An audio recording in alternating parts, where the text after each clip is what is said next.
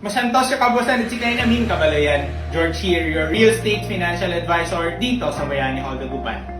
Here's our quick update for the construction of Bayani Hall Dagupan Condominium. We can now see the application of scheme code from interior and exterior of Bayani Hall Dagupan.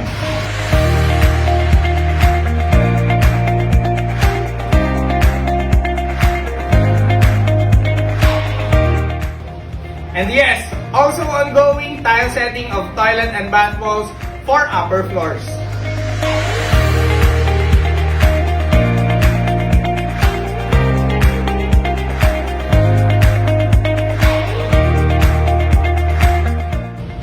Fabricated and installed window frames and panels is already 76% na kabaluyan.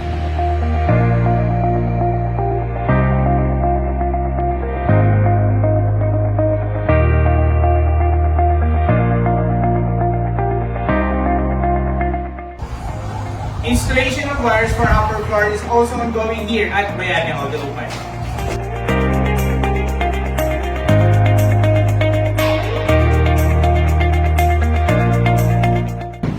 Chipping, piping, and installation of box for water heater, convenience outlet, switch, telephone, and TV here at 6th floor. And yes, we already ordered an ongoing fabrication of elevator and has been awarded.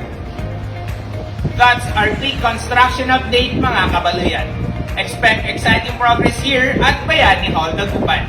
Get ready to embrace a life of serenity and luxury at Bayani Hall Dagupan Condominium.